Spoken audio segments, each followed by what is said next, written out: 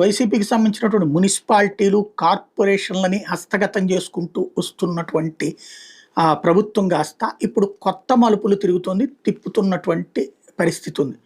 అంటే అధికార పక్షం ఇప్పుడు. అందులో రాజ్యసభ సభ్యులు వచ్చేట్టు 50-50 తీసుకున్నారు, రాజీనామాలు చేయించి. ఇవన్నీ సామధాన భేద దండోపాయాల ద్వారా.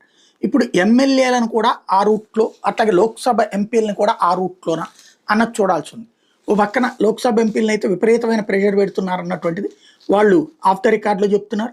ఎమ్మెల్యేల మీద కూడా అట్లాగే జరుగుతుందన్న సాక్ష్యం గత కొన్ని రోజుల నుంచి తెలుగుదేశం అనుకూల వెబ్‌సైట్‌లో బద్వేల్ ఎమ్మెల్యే వెళ్ళిపోతుంది అన్నటువంటి. ఇప్పుడు తాజాగా ఎన్ని అవాంతరాలు ఎదురైనా ఊపిరి ఉన్నంత వరకు జగనన్న వెంట నడుస్తా అని పార్టీ మారే ఆలోచన లేదని వైఎస్ఆర్ జిల్లా బద్వేల్ వైఎస్ఆర్సీపీ ఎమ్మెల్యే డాక్టర్ దాసరి సుధా స్పష్టం చేశారు.